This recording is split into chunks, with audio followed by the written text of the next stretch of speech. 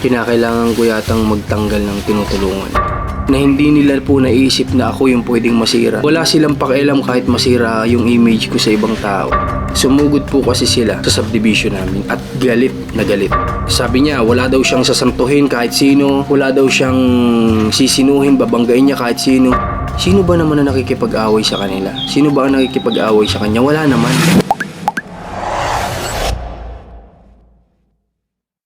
Hello guys, kumusta po kayong lahat? At ngayon ay kasalukuyan, nandito na po kami ngayon sa Norte, dito po sa Isabela. Kaya po kung mapapansin nyo, wala po tayong mga nagiging uploads kagabi, wala. Kasi alam niyo naman po ako lang po yung nagdadrive. Kaya ngayon mula Candelaria hanggang dito ay inabot po ng 12 hours yung naging biyahe namin. At sa biyahe namin na yun, 1 oras lang kami nagpahinga din. Ayun, dire-diretso na hanggang sa nakarating kami dito kagabi ng alas 7 ng gabi. At umalis kami sa Candelaria mga 6 AM. Yun. So, sila Ran, sila Mac, ando doon sa kabila. Dito sila Commander, yan. Tsaka si Cairo.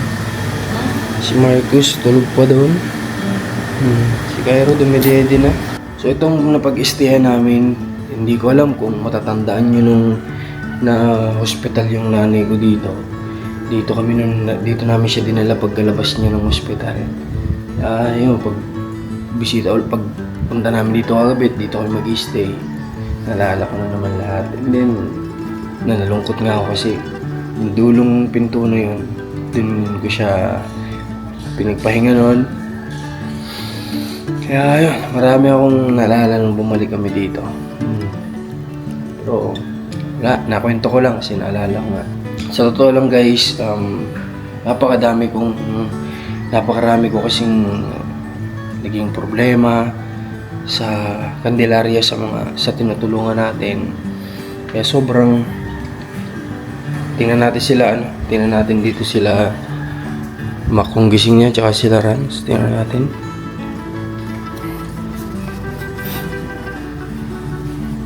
Check natin sila. Mabuti pa dito malamig. Sa amin sobrang init. Nakadalawang lipat na kami kagabi.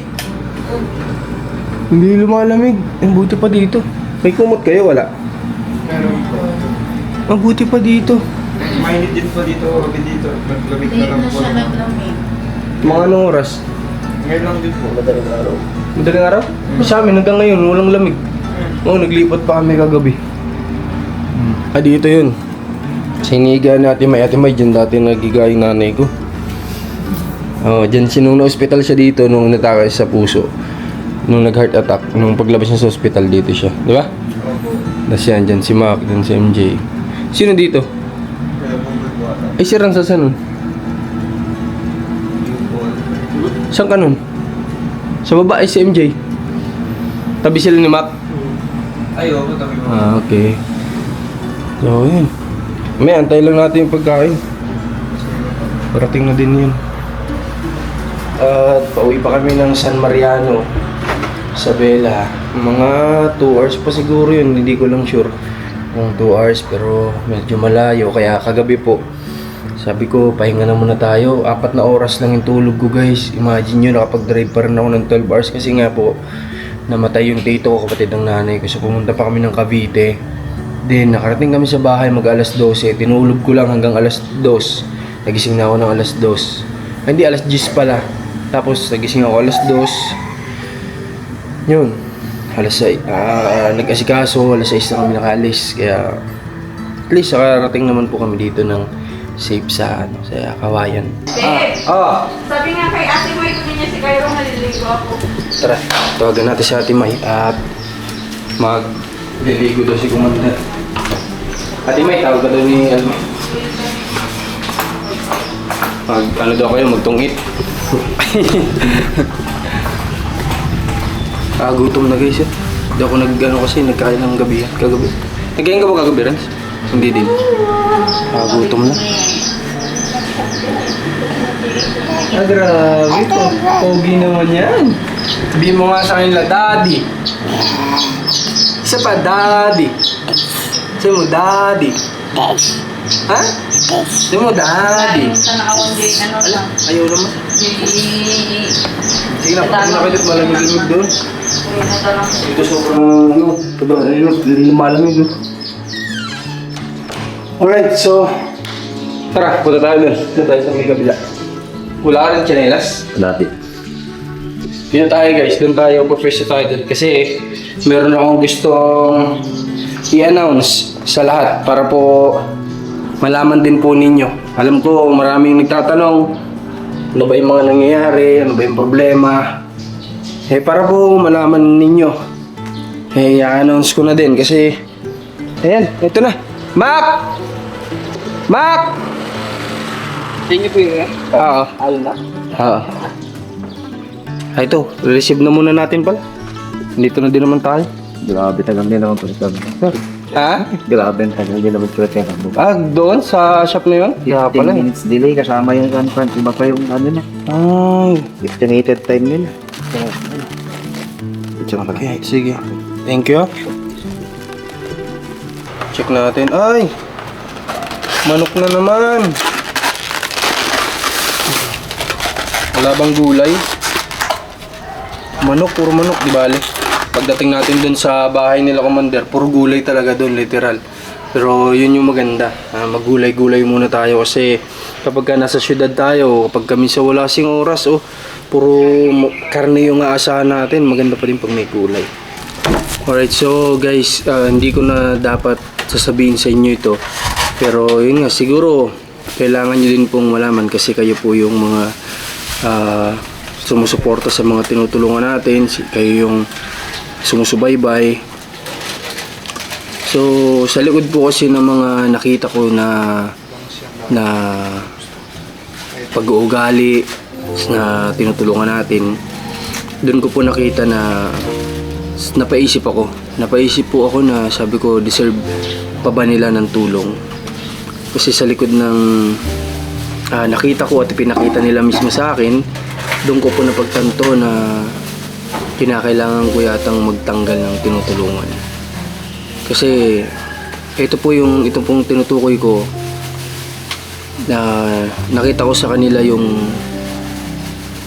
yung iba sila kapag kaharap ko at iba din sila kapag nakatalikod ako. Yun po yung nakita ko sa kanila. Kaya sabi ko, syempre bilang daan sa pagtulong sa tinutulungan natin. Although may sponsor na tumutulong, pero balibalig ta rin naman kasi po natin ang mundo. Hindi naman mangyayari lahat ng yun sa buhay nila kung hindi po dahil sa atin. Kaya naisip ko po na parang nasasamantala yata ako ang team at parang nagiging ang nangyayari ginagawa tayong bata ganyan. Kaya sabi ko baka kailangan kong pag-iisipan na mabuti kung itutuloy ko pa yung tulong dito sa beneficiary na to, kung deserve pa ba nila ng tulong. Kasi guys, sa totoo lang sabi ko nga, tayo yung effort binibigay naman natin sa kanila yung effort binibigay naman natin, ginagawa naman natin. Pero yun nga lang, kung minsan siguro nasasamantala tayo sa pinapakita natin kabaitan sa kanila. Kaya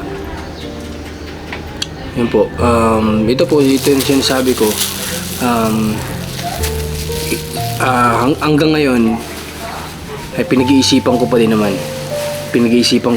hanggang ngayon. Kaya sabi ko nga, bibigyan ko pa yung sarili ko ng siguro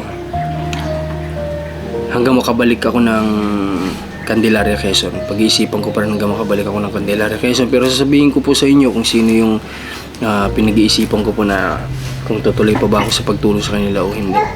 So, yung tinutukoy ko po ay wala pong iba kundi sila Kuya Mark. Sila Kuya Mark po, sila Charmy. So, kasi hindi nyo naman po kasi nakita lahat ng nangyari. So, mabibigay ako sa inyo ng mga ilang senaryo na nangyari. So, isa po sa sumama yung loob ko, doon po sa part na nangungutang po kasi sila Kuya Mark sa mga tindahan malapit doon sa pinapagawa namin. So ang masakit po sa akin doon ay alam ko po na every week ay humihingi sila sa akin, kaya nga po sila nag-overbali ng almost 30,000 o mahigit pa dahil bigay ako ng bigay sa kanila. Every Friday or Saturday, maalin dun sa 2 araw po na yun, humihingi po sila sa akin ng 25,000, 30,000, 22,000. Every week yun guys, imagine. Kahit na ang nangyayari, sabi ko hindi na to percentage. Ang nangyayari na dito ay arawan. Pero okay lang, di ba sabi ko po sa inyo, kung sa ibang nagpapagawa, hindi siguro aari yun.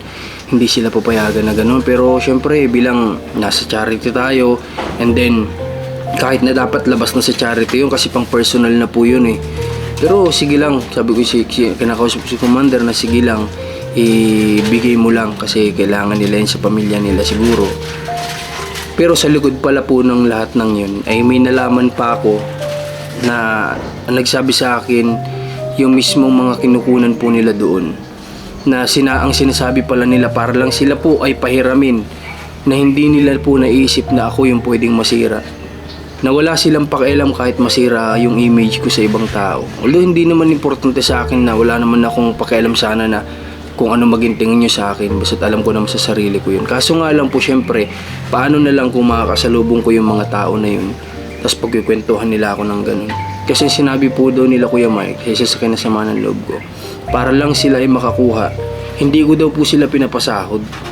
At ang sabi po ay, hindi kasi kami pinapasahod ng vlogger, kaya po kami nangungutang. Gaano po kasama yun sa loob, na alam mong kahit labis-labis na yung kinukuha nila, binibigyan mo pa din, pero ganun pa pala yung maririnig mo. At saka nung umpisa, dapat talaga itutuloy-tuloy ko yung pagsuporta sa kanila nang hindi binabawas sa sahod nila. Diba? Nung first day nila, nagbigay po ako sa kanila ng nagbigay ako sa kanila ng 1 sakong bigas. Pinamili ko pa sila ng grocery na hindi yun bawas sa sahod nila. Binigyan ko sila ng kailangan nila na hindi bawas sa sahod nila. Kasi po gusto ko maramdaman nila na sila ay komportable, na sila ay walang masyadong isipin. Pinuntahan ko yung mga pamilya nila, binigyan ko po ng bigas at groceries para lang po wala sila masyadong isipin. Madali lang pong idire-diretso, ituloy-tuloy ko yun. Plano ko talagang ituloy-tuloy yun hanggat nagtatrabaho sila sa amin. Kaso po ang problema, ganun na nga po yung mga ginagawa po kasi nila. Iniiwan nila ang trabaho, umuuwi ng walang sabi, uuwi kung kailan gusto, kahit hindi naman day off, na ang sabi pa nila sa amin nung bago sila magsimula, sa totoo lang po kami halos kung maaari ayaw namin mag day off. Sabi ko grabe sisipag naman, kahit hindi mag day off okay lang pala sana. Pero iba po yung nangyari, kahit wala pang day off umuuwi, umaabot ng ilang araw, 2 araw, magtatrabaho ng half day, uuwi. Kaya sabi ko, nawalan po talaga ako ng gana, nawalan ako ng na ituloy yung pagsuporta ko sana sa kanila. Pupunta ako dun, sabi ko bibili kayo ng kahit labas na kasi porsyentuhan sila, bilhin nyo sila ng merienda. Well, di naman big deal yun, bilhin mo sila ng merienda para may makain sila, kasi cargo naman natin sila at nagtatrabaho sila sa atin. Pero yun nga lang, kung ano man po kasi yung paghandle nila sa pera, labas na po kasi kami doon. Kung sila po ay gastador o may mga utang na binabayaran na pang sarili, labas na po kami doon. Ang mahalaga, binibigay ko kung ano yung hinihingi nila, na kung 30,000, binibigay ko po. Para lang wala silang masabi. Pero sa likod pala nun, ay ganun pala po yung sinasabi nila sa akin, sa ibang tao. Masakit po para sa akin yun, na sino ba naman yung tao na sinisira nyo na image. Yun lang namang tao na nagiging way para matulungan kayo, gumagawa ng paraan para matulungan kayo, diba? Kaya masakit po sa akin yun. Kaya yun na iniisip-isip ko din. Tapos pangalawa po, sumugod po kasi sila, o hindi ko na lang i-point yung pangalan niya, pero sila na lang, sumugod po kasi sila sa subdivision namin at galit na galit, guys. As in galit. Kung maraming sinasabing masasama, na wala daw sabi niya, wala daw siyang sasantuhin kahit sino, wala daw siyang sisinuhin, babanggain niya kahit sino. Sino ba naman na nakikipag-away sa kanila? Sino ba ang nakikipag-away sa kanya? Wala naman. Diba? Yun po yung time na nagsugod sila doon, na hindi nila alam na overbali na sila. na sa likod ng overvalley nila sila pa po ang galit. Pumunta sila sa subdivision, sumugod at gusto kaming puntahan sa bahay.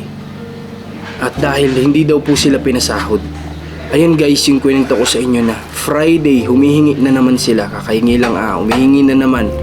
22,000 yata, 24,000. Nagka-problema yung bangko ko nung Friday hanggang Saturday ng gabi. Madaling halos mag-alas 11 na. And then linggo sila pumunta. Ibig sabihin, humihingi silang Friday, inabot ng Saturday. Linggo sila pumunta. Galit na galit po sila. Hindi daw binibigay yung hinihingi nila. So hindi nila naunawaan kahit sinabi ko sa kanila, antay-antay lang. Kahit na alam kong overvalley na sila, bibigay ko pa din. Kaso nga lang, ganun yung ginawa nila na nagalit sila. Na sabi niya, sabihin ko na lang niya, sabi niya ititigil lang nga daw nila yung trabaho kasi hindi daw namin sila pinasahod. Guys, hindi nila alam na sobra-sobra na yung nakuha nila, na ganun pa yung sinabi nila sa likod ng lahat ng yun. Yun pa yung maririnig namin sa kanila na hindi daw pinasahod.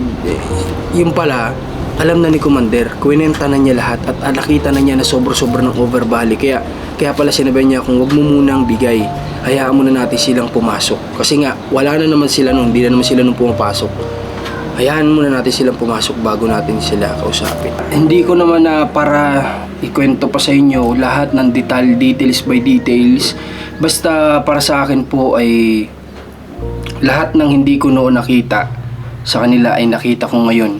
Kasi naniniwala nga ako na hindi mo malalaman ang pag-uugali ng isang tao kung hindi mo nakakasama ng medyo matagal. So, syempre, dati pupunta lang naman tayo sa kanila. Isang oras, mahigit isang oras, alis na naman.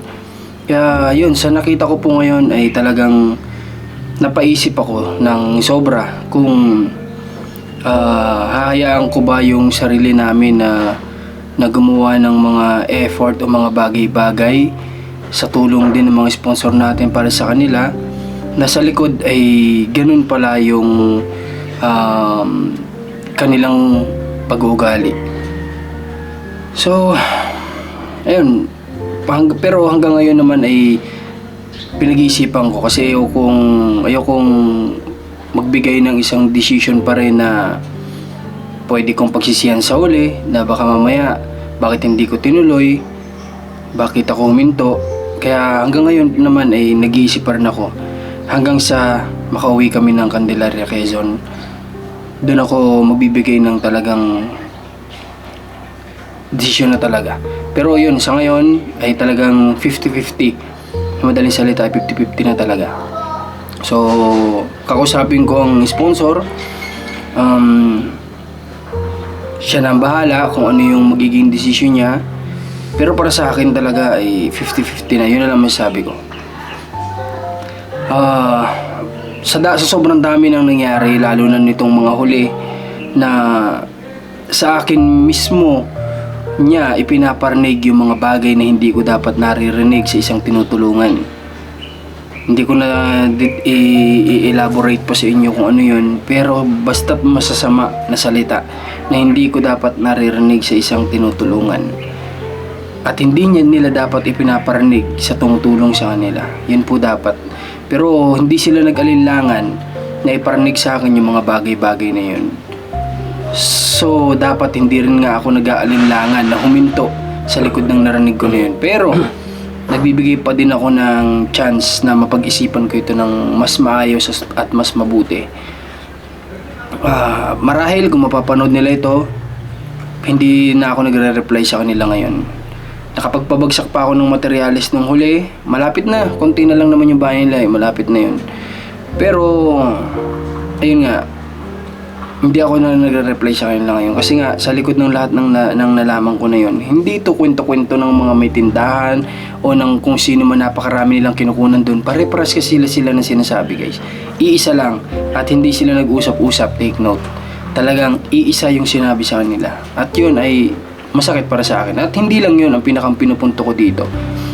Napakadami ko talagang sa akin mismo harap-harapan, yun nga, sinabi yung mga bagay na hindi ko dapat naririnig talaga. At hindi dapat sinasabi. dahil hindi talaga maganda. Nung time na yun, kunikwento niyo sa akin yung mga ganito, sinasabi nila yung mga ganito sa akin, hindi ako nagsasalita, nakikinig lang ako. At napapaisip ako, ganito pala sila. Di ba? Deserve ba nila ng tulong? Yun yung nasa isip ko. Deserve ba nila ng tulong sa likod ng nalalaman ko ngayon sa pag-uugali pala nila? Ipinapakita talaga nila sa akin. Kaya, yun guys, bahala na po kayo ang mga manonood namin kung sa tingin nyo mali ako, kung masyadong mababaw. Pero para sa akin, hindi mababaw. Kasi kung sasabihin ko sa inyo at i-elaborate ko, baka magalit kayo sa kanila. Kaya, wag na lang. Hayaan na lang natin na binigyan ko lang kayo ng idea para if in case man na mabuo yung decision ko at hindi na ako tumulong, hindi nyo na po sa akin nahanapin. Alam nyo na yun. Kaya, yun lang, nakakaawa ang buhay sana nila. Lalo't ganun yung sitwasyon nila. Pero, bakit hindi po kasi nila naisip yun? Na ganun na nga po yung buhay. Hindi na dapat ganun yung mga ginagawa. Kasi naghihirap na nga tayo, ganito po yung gagawin natin. Paano tayo i-bless ni God? Napaisip tuloy ako. Kaya siguro that time na okay na dapat, tapos na dapat yung bahay na una, bakit naudlot pa? Bakit binawi pa yung blessing ni God? Napaisip tuloy ako doon. Pero, yun, sana maisipan nila at sana mabago yung mga ganong pag-uugali para yung blessing ni God ay magdire-diretso, magtuloy-tuloy at hindi rin mag-alinlangan si Lord na bigyan tayo ng tulong. Diba? Kasi pakita natin na deserve natin yung blessing niya. Pakita natin na deserve natin yung pagpapala niya sa atin. Sobrang daming nangyari, guys, sa totoo lang talaga. Kaya iniisip ko na lang, siguro kaya din binigyan ako ni Lord ng chance na makasama sila para makita ko kung ano yung totoo, di ba? Pero kay Kuya Aris, wala namang problema. Humihingi nga siya sa atin ng paumanhin sa lahat ng nangyari. At si Kuya Aris ay humihingi ng pasensya talaga. Pasensya na daw. Tatapusin daw nila yung trabaho nila. Sabi niya kasi ay hindi din kasi siya yung nag-handle nung project. Kaya humingi siya ng pasensya. Isa pa, naglabas na rin si Kuya Mark sa akin na nagsabi na po siya na hindi na daw po siya tutulong kay Ate Ninya sa hearing. Pero sana naman ay nadala lang si Kuya Mark ng emosyon. Sana tulungan niya pa rin yung kapatid niya, tindigan niya pa rin yung kapatid niya laban sa ginawa ng papa niya sa kanyang kapatid. Dahil alam kong ayaw na ayaw din naman ni Kuya Mark talaga lahat ng ginawa sa kanyang kapatid.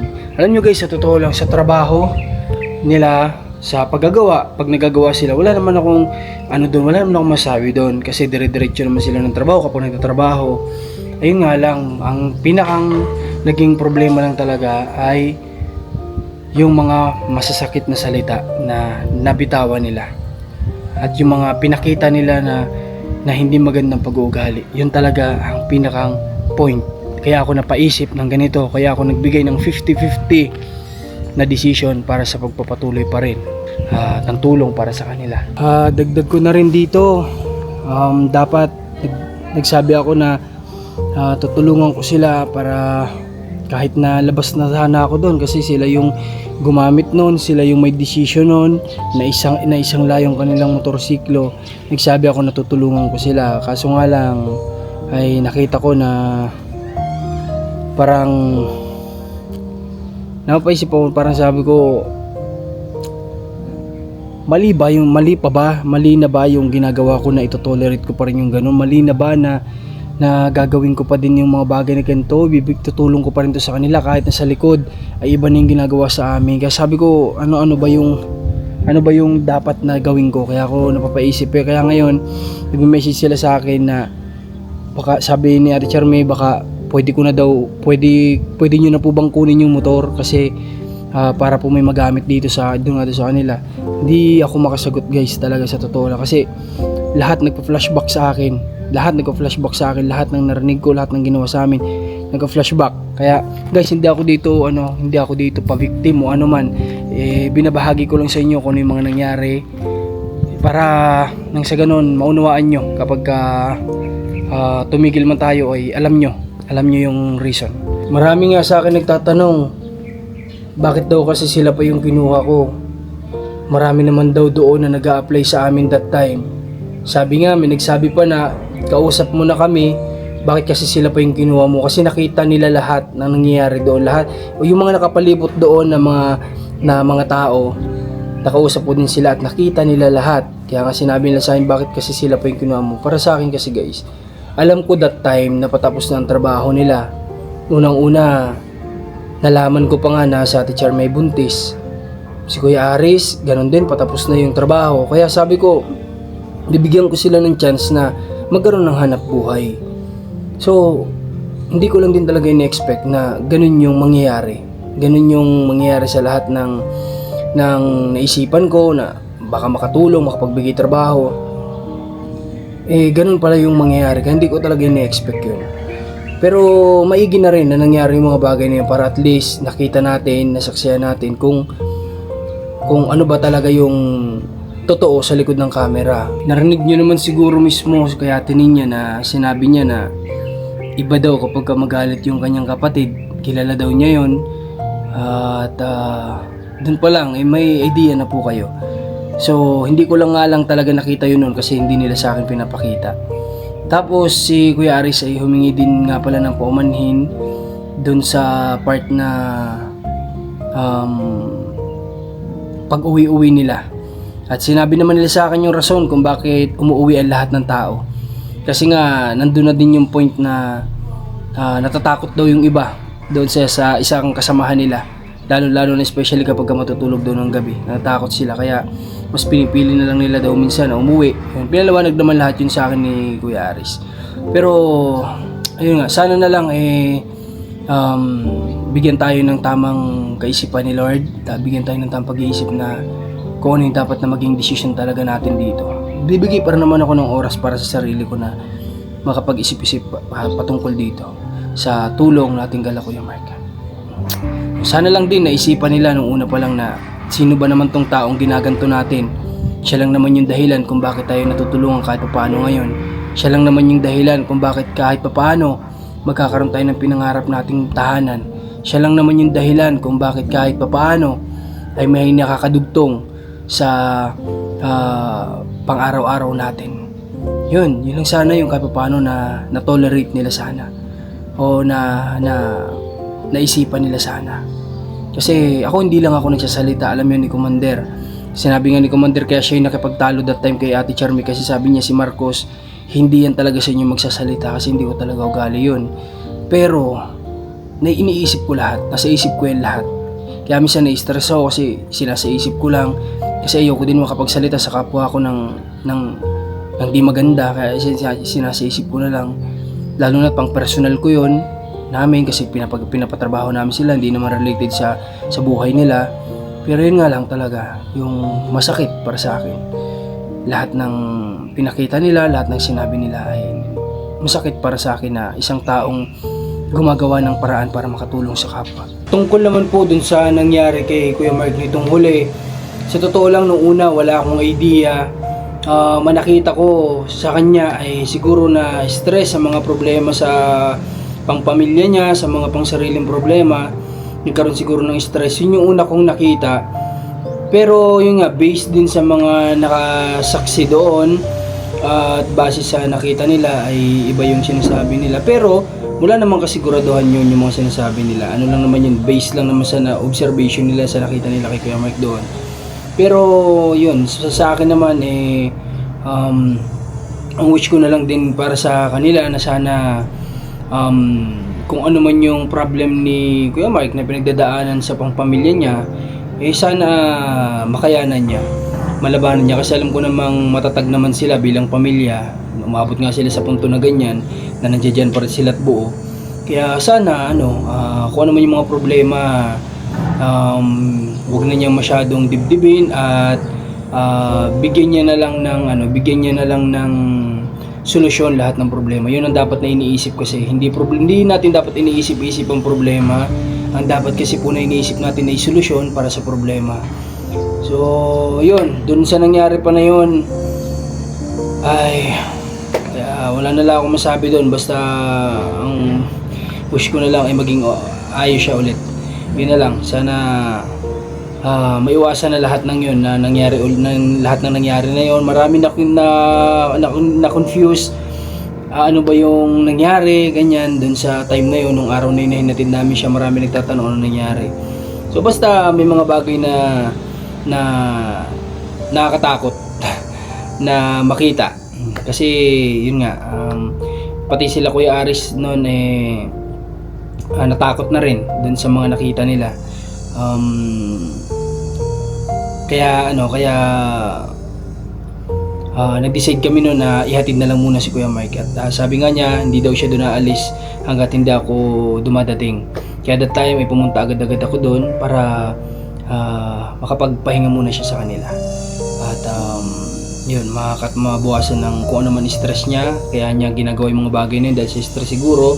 Para maiwasan niya yun, magpahinga muna siya. Pero yun, kagaya ng sinabi ko po, yung tulong ko ay 50-50 na po para sa kanila.